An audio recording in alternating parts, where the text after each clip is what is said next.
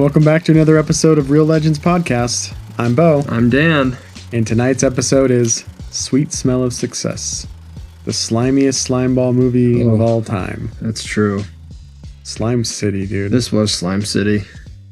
All right, well, we're going to give our initial thoughts on the movie before we dive into our spoiler thoughts. And just wondering, do we have any movie news that's come up that we want to share today? Well, I was watching a trailer for Project Hail Mary with Ryan Gosling. Mm-hmm. I don't know if you've seen it yet. I have. But it actually looks pretty cool. Space movie. Space. Comes out in March. I would actually love to watch it. Yeah, I hear it's based on a book, and the book's pretty popular. Hail Mary is about a guy who wakes up in a spaceship with amnesia. And basically, I think you just have to figure out like why he's there and what he's doing. Oh. Yeah. Yeah, the movie, I guess, trailer didn't really portray that to me. It was more of like he was going on purpose. Does he maybe lose his memory? Yeah, it says I'd advise you to actually not watch the trailer if you don't want it to be spoiled on what happens next. All right, noted. I won't watch anything else on it. Yeah. I don't think I've seen anything since I first heard about it. I just saw a few clips from it, and it looks sick because it's a space movie, and I like space movies. Yeah, we did find out on Ad Astra if it involves space, you're in. Bro, space travel's so cool. Dan has signed up to go to Mars with Elon. I have. But did you hear that Elon's saying now, like, we're going to colonize the moon first because it's way more accessible, so we could build a spaceship station there? That was the plan. Was that always the plan? It's always been that you get onto the moon, and then there's a certain point where the orbits are where the moon is much closer to the, I guess not much, but it's closer to Mars. And because of low gravity, it will require less thrusting power. Yeah, to get to Mars. Interesting stuff. Hope they that'd be dope. Hope they send you there and you never come back.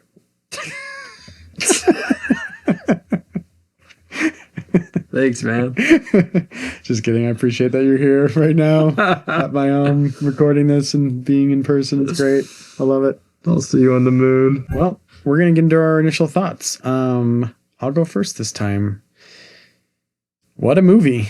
I guess without spoiling it, it's a black and white movie. It's made in the 50s. Mm-hmm. It's a lot of great lingo and dialogue. Phrases, the way they speak.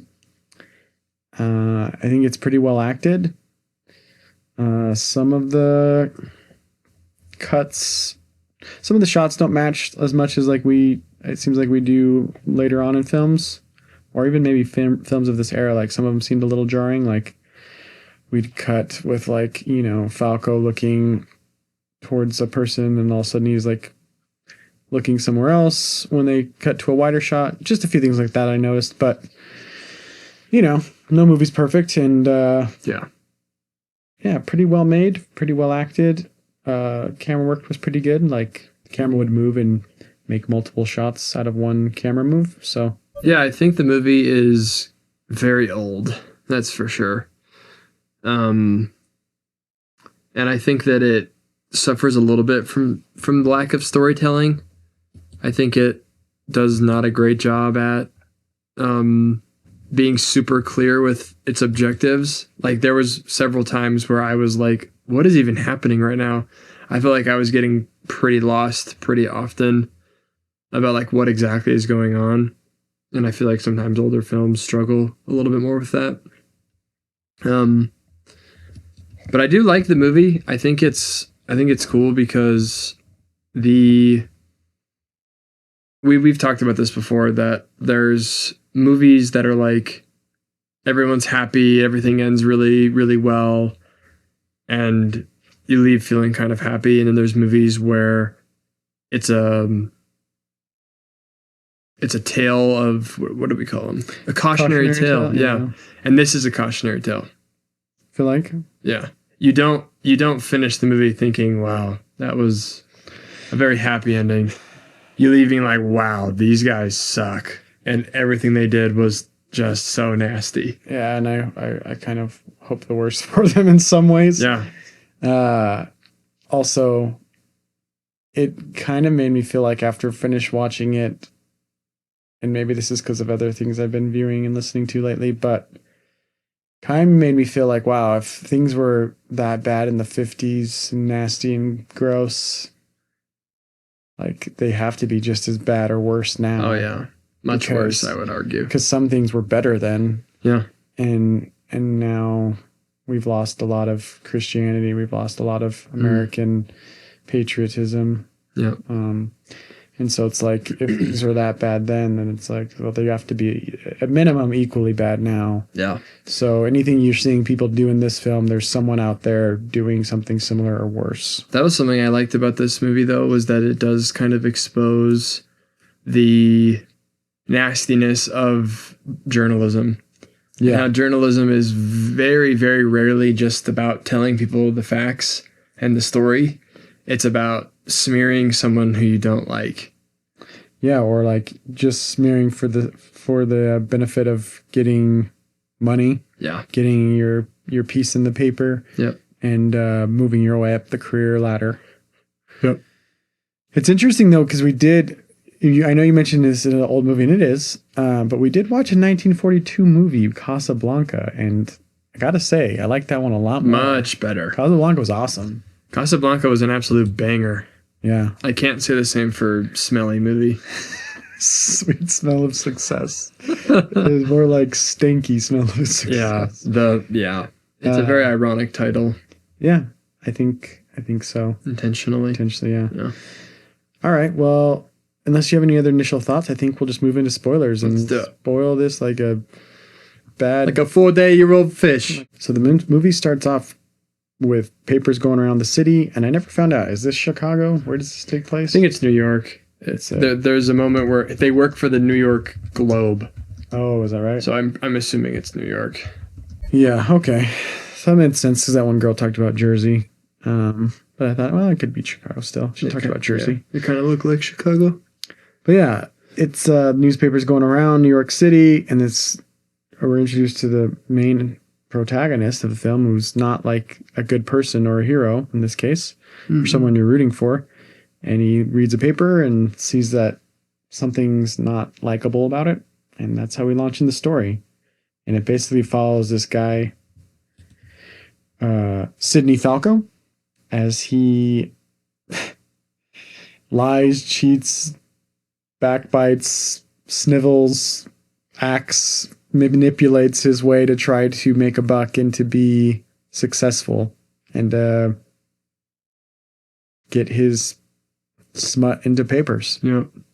And he never does it honestly. He never tries to actually be successful. He just tries to bait successful people into working for him. And he treats people horribly. Like, he uses everybody to further his interests. He has no sense of integrity. Yeah, at all. Like the scene, I'm sure we might get into it later, but the scene where he has Otis, that old guy, meet Rita. Yeah. Man. What a gnarly, that's jacked up. Gosh. Very jacked What up. a gnarly scene to watch. I know, it made me very uncomfortable and feel very bad for women and woman that's been treated that way or been manipulated or just kind of like pressured into that kind of situation. Yep. Makes me sick. Yep. Oh, man. It also makes me beg the question of, I guess, two thoughts. I can't remember the first thought, so I'll go with the beg the question part. When this film was made, what was the tension? I'm now thinking like, what was the director Alexander Mackendrick trying to say with this movie? I don't know if it's just like, well, this is just like, yeah, this is just a movie and it's a story about a crummy guy. It's like, was he trying to say something? Was he trying to make look in the mirror as a society? Was he trying to? Yeah. I would say so. Like, it's very much like, look at what you'll do to other people so that you can make a quick buck. The editor lady says it too. Like, Sidney walks in and he's flirting with this lady who's in her 50s. What's your favorite dinner? What's your favorite chocolate? You know, Yeah. like just so that he can, you know, get ahead in life. And she's just like, all right, you know, I don't know what you're living for here, but here you go, you know. Yeah. And she's like, you're going to do anything just to get a quick buck. And it's like, yeah, that's exactly, I think, what the point of the movie is like, also JJ's on top. And JJ's the master manipulator. He just sees people as pawns. There's this, like, when you first meet him, he's talking to the senator. Yeah. And he, like, threatens the senator right there. And he's like, I know what dirt you have. I know how to, like, make your life miserable. So let's not do this. Like, yeah, people, I think the Very idea is like controlling. people in power are not good people. and they're there in power because they lied, cheated, and stole to get there. And that's not true in every case. Yeah. But I think that, I mean, in the world of politics, in the world of newspaper, Yeah. man, that maybe that is the game you have to play. Is you have to scratch my back, I scratch yours, we screw this guy, you know, like it's a nasty world out there. And I wonder if that was the objective. Yeah. Two thoughts about that. One, recently I had an interesting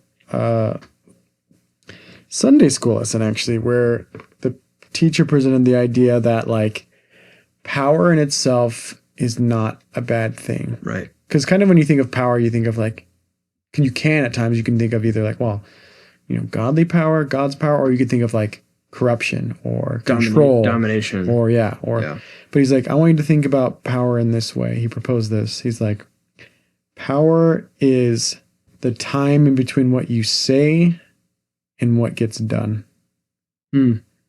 So That's if you cool. think about that, yeah, like if I say like, I can build this building by tomorrow, it's like, wow, do you have the power either to do that yourself, or you know so many people and so many favors that you could get it done? Like either way, that's some sort of power that you have. And that's not necessarily a bad thing. Like that could be used for good, right? Or it could be used for ill. And so it definitely seems like, yeah, Hunsecker is just a very controlling personality in person. Yeah. And he kind of just thrives in the ability to just puppeteer everything that's going on. Mm-hmm. And then back to Falco, he's like living in such like a low manner of human or like manhood. I hate to say I hesitate to say manhood, but just like human existence. Like it's like you said, it's the quickest, fastest, dirtiest way to get to what he wants. And it's like, you're not thinking about tomorrow. You're not thinking about how you're screwing people. You're not thinking about how you're lying. It's just the opposite of integrity. Everything is just about me as fast as I can, as quick as I can, as many like fake smiles and lies I have to tell just to get me. Yeah. It's just wild to watch. It's like a wacky roller coaster you're on watching this guy. You're just like, or like a train that's just like on fire while people are squirting it with gasoline, while it's going off a cliff, while it still has thousands of feet to go. And you're just like, wow, that end's coming where it's just going to hit the ground. But I just can't look away. And this is kind of disturbing. Yeah. Like I guess the whole premise of the movie, I guess the main story is that JJ's trying to ruin his sister's and his sister's boyfriend's relationship, Steve and Susan. And it's so sad because Steve is actually a great guy. Yeah. Like Steve he works, he's got a skill, he entertains people, he's kind. He has integrity and he stands up for what's right. Yeah, from what we see, he's a really good person. Susan is this sweet 19-year-old girl who doesn't know much. She's so young and innocent and scared to death of her brother. Yeah, JJ's just pulling all like he knows Sidney needs him, so he sends Sidney to do his dirty work. And when he finally does like pull it off, JJ acts like he had nothing to do with it and tries to play like the victim. But then like Steve kind of stands up for himself, and then JJ's mad that he even stood up against him. Like, yeah, he's just, I think a train flying towards a cliff is a great way to describe him. Yeah, like Sidney, and it's crazy. But I think all people have JJ inside of us, right? Like we all have the part of ourselves that is selfish and will take advantage of other people. and will lie and cheat and steal to get to the top. And we need to be aware of that. Like, definitely, yeah. Like, that can happen, and it can happen to all of us. And we probably know people who maybe have pushed a little bit too far that direction, but we need to just be aware ourselves to just don't go down that path, because eventually JJ, trying to keep his sister with him, pushes her away, right? Whereas I think if he was just chill and just kind of like let it happen, Susan probably would have been like, oh, I want to live close to you. Like, it'd be so cool if we lived close to each other. Yeah. You're a great brother. But instead she's like, I'd rather kill myself than live with you. And really, since we get the benefit of being the audience to see JJ not around his sister and around his sister, we know that even if well, I guess say it this way. He doesn't have her best intent anyway. Like, it's not a good relationship. Like, even though he says she's all I have, it's not a good relationship, because everything he's doing is about control and manipulation towards her, and not about actually having a connection. Yeah. There's no connection there. It's just him kind of manipulating and controlling her to be around and keeping her scared. And she's kind of present, but they don't have any kind of relationship. Yeah. Every time they interact, it's so uncomfortable. Yeah. And the way JJ like views her is so weird. Like, this is your sister, bro. Why do you have her portrait right there on your desk? And like, you kiss her on the cheek, and you like, I don't know. It's very strange. Yeah. It's unsettling, and I don't think it's unpurposeful. Like, yeah, it's just a part of his kind of flaws as a person. Yeah. For sure. Well, moral of the story is, if you want to like be successful, just become good at something. Don't lie, don't steal, don't cheat. Just work on a skill, get good at it, and you'll rise to the top. You don't have to be a conniving little weasel, because if you are, people will catch on to that really quickly. Yeah, that rings true to me, and connecting with what I mentioned earlier, like, the more skills you have, the more valuable you are, the more things that can happen, like the more power, right? The more between what you say, like, hey, I can make this video for you, or hey, I could build this railroad for you. Like, the more skills you have, the more power you have between, or the more things can get done between when you say them and when they actually get done. And that's, I think, a good way of looking at power. Because if you look at God, right, he can say, let there be light, and there's light. Right. Because he has that much power. Yep. Yeah. It's kind of interesting too. I don't know, have we really watched a movie like this where, like, even like the movie No Country for Old Men, he's not really like a great guy, but he still kind of rooting for him, right? Yeah. This guy, like, I'm not rooting for him at all. No. I'm just like, yeah. Well, like, you kind of want him to like do good. Like, hey, you should like stop doing this and like change. Yeah. But he's at no point doing that. Every scene where he's on screen, you're just like, oh, you're an idiot. Please wake up. Like, you're almost looking at him like a parent would look at a wayward child. Like, you have so much potential, dude. Why are you squandering it? Yeah. Wasting your life doing this useless stuff. People are constantly saying like, wow, you're like a handsome man, and like you seem like a great guy, but he's squandering it by being immoral and with zero integrity. Yeah. And at the very end, when JJ is like, hey, I want you to get the police and get Steve, he almost is like going to be like, no way. Like, I don't care what you do to me. I don't care what you offer me.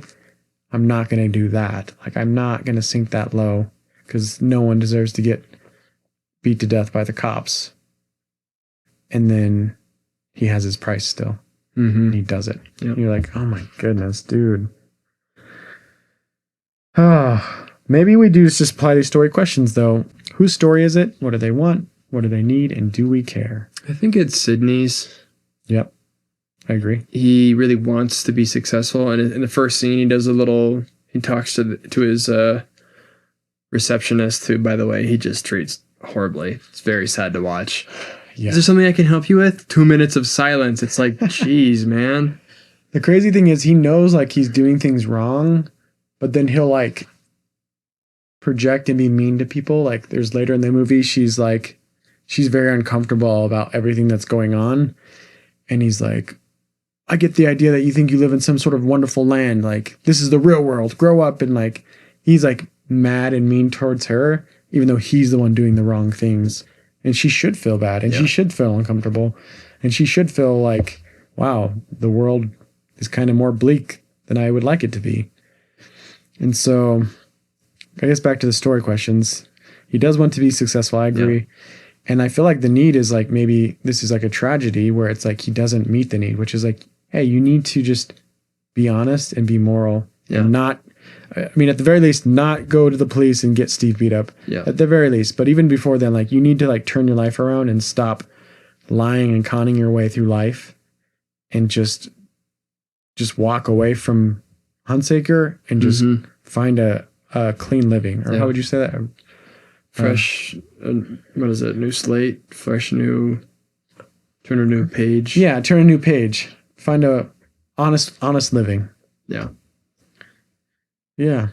And so yeah, I agree. I guess I do care in the sense that like you want him to not keep doing these horrible things. It is that train on fire headed towards the cliff that you're just like, please stop.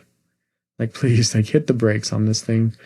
But yeah, I don't know that I could say I care a whole lot for this movie overall. Yeah, I didn't love it. I think it's a little bit of a letdown. I honestly thought that a movie from the 1950s that has as good of ratings as it did, I was kind of expecting it to be more of like a Casablanca. Like one that you watch and you're like, wow, how have I never watched that before? This one was like, yeah, no thanks. Yeah, I feel like I do want to dig into like more in my mind as the weeks go on and days go on, maybe about like what this film has to say more. It makes me want to be more honest, honestly. Like, yeah, I think I do find myself cutting corners occasionally just because it's like, convenient. Yeah, like it's like, am I going to really read this entire chapter? I'll just have AI summarize it, you know? Sure. And it's like, well, is that wrong? Maybe not. But it is kind of like one of those things where it's like you're not doing fully what's expected of you.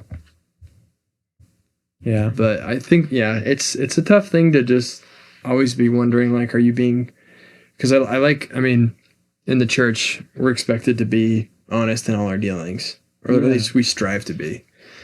And so it's like, in every dealing, am I being honest with people around me? Yeah, my fellow man. Yeah. And it is like interesting that it is, not only is it like beneficial to everyone else, but it's beneficial to ourselves as well, to be whole, to be honest, to be like there's even science that proves, or I guess you could say science studies that prove like lying actually negatively affects your body. Like you can actually, I don't know what system they use to track it, but some sort of like readings they get when you lie, it like negatively affects your nervous system. I think it produces cortisol. Okay. The stress hormone, and cortisol lowers your life expectancy dramatically. Yeah. And it ruins like everything in your body. Too much cortisol is just really bad for you. Should stop drinking that stuff. I just had a cortisol shot in my butt.